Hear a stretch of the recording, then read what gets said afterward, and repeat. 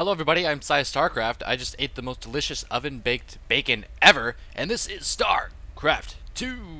The game where two players battle it out for the most battling battler of the battlers, and battle. Yeah! That intro was dedicated to Tobuscus, but was not executed nearly as well as his. But, what are you gonna do, man? Anyway, we got a ZVP against Russano, ranked number 70-something, Grandmaster, ranked number 60-something, with the over 60% win rate. So I have my work cut out for me this game, and it's gonna be a ZVP. I don't know if I said that already. I'm spawning in the bottom left as the blue Zerg, vilePsY, and Russano, my opponent, is in the top. Oh, I thought it looked like it was zoomed in too far. There we go. Russano is the top as the red Protoss, and already throwing down a pylon here. Is my sound enabled? Yeah, it is. Throwing down a pylon at the choke. This is a very common map to forge fast expand. And the cool thing about this map, oh, there goes my phone. Cool thing about this map for Zerg, this is Antigua Shipyard, by the way, is the third is very accessible. You just go right down your natural into the third, and you know that's why fast expanding Protoss is often met by a triple expanding Zerg or double expanding Zerg. So we'll see what I choose to do this game. Looks like I'm not going with my early spawning pool build this time around, and that was partially because I kind of forgot that I was playing a Protoss. Normally I like to go 11 pool against Protoss. But luckily he did scout in the wrong direction, despite my Overlord now approaching his base, seeing the correct direction, and my drone will lay down this hatchery uncontested like a bouse. So the forge is almost complete, and you know, you can do two things as toss. You can try to cannon out your opponent, but that's not going to be a very viable option for Russano because he is scouting this so late. Or you can just go Nexus right after Forge. Some people actually go Nexus before Forge. But looks like he's going to be safe once he scouts my hatchery here. Yeah, he knows I'm down there because he saw the Overlord float. He knows he's going to be safe. He's probably going to go for the Nexus right away before any cannons. And just for good measure, I did have a drone down here, but then I realized, you know, Antigua Shipyard is a map where you can do the drone stacking trick. So if you get cannoned out or pyloned out, you can actually stack all your drones by right-clicking on the mineral and then attack the pylon and wear away on it. I have a video that shows you how to do that if you guys like search through my archive or something like that. But anyway, looks like I am putting down a gas after about a 16 pool. Pool's almost finished, and it looks like he is just going to retreat that probe, not worry about any kind of cannoning out. And getting another pylon and a photon cannon, not yet completing this wall with any type of gateways or anything else like that. Looks like he has been saving up some chrono boost, actually. That's very peculiar.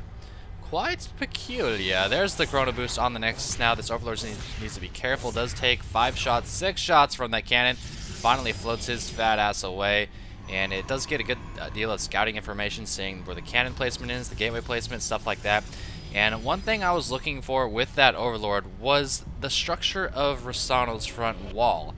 It's kind of in a precarious little state here, because there's kind of like a hole right here where you can kind of bust through with some banelings, and he hasn't yet sealed this off with anything. Probably going to be a cybernetics core there, but I thought, you know, let's try to mix it up this game.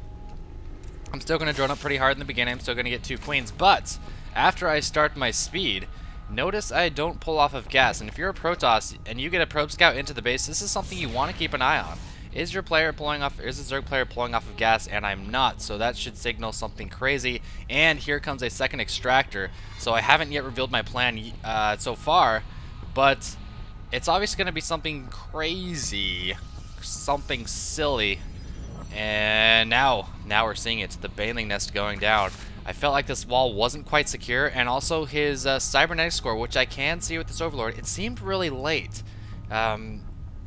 I don't know why it was late. I don't know why I thought it was late. If it is late, I don't know. It seems like it. But I felt like he would be pretty vulnerable to a baneling bust. So I'm going to be trying that. Notice I'm not getting any more drones. I stopped at about 26. I'm just going to keep on rallying tons of lings and hope I can get on in there before he gets the sentry. Now look at this. He's actually got 2 zealots instead of just like, you know, waiting for a stalker or waiting for a sentry or something like that. So this sentry is going to be really late, and he is chrono boosting it, so that's going to help, but it might not be early enough. A Stargate is on the way, so this is a perfect opportunity for me to bust him down, and I don't want to reveal my lings, so I am kind of backing my lings off just in case he was approaching me with the zealots. But I do know he's at the middle tower now, and it looks like he's going to actually try to be aggressive towards me, but rallying these lings away from the center tower vision, and I'm just kind of hiding all my lings down here, and he cannot see any of this. He thinks I'm going to be going for a macro Zerg play with that third base. Like I said, a lot of Zergs like to do that. But I've actually got a ton of lings and banelings morphing in over here, and I'm continuing to produce more. The Stargate's almost on the way, but one Void, man, if I'm able to get into his base, isn't going to do a whole lot. Here they come. Russano's vision. Oh, the retard Magnet Overlord. Oh, soaks up a little bit of damage, and there goes one force field. No, he put down 2 force fields, and this is exactly what I mean. He had no wall over there, and these Zealots are actually going to go down. More banelings on the way, and I still have 4 left to bust down the remainder of this. Is it going to go down? Yes. No, it doesn't even have to go down. The banelings are just going to run right on past it. Zerglings swarming in. I actually should have crashed into that cannon and finished it off. But there's so many Zerglings in his base, I don't think it's going to matter at this point. The Void Ray is on the way. He's probably going to do well to Chrono Boost it. Yeah, he is trying to Chrono Boost it. Some of the lings in the expansion, these lings in the main, or the expansion, killing off that killing off that cannon. And he calls me a dipshit. What an asshole. He's so mean to me. But he did have 2 more cannons on the way here, but I was able to snipe them with these 6 slings. So very fun little all-in there. It was pretty all-in. I mean, if that didn't fail, or if that failed, I would be significantly behind. That Void Ray would have done a lot of damage. He might have even gotten more than 1 before he attacked, but pretty fun. Hope you guys enjoyed it. And I just beat a Grandmaster, a rank 60 whatever Grandmaster, by being a dipshit. Shit.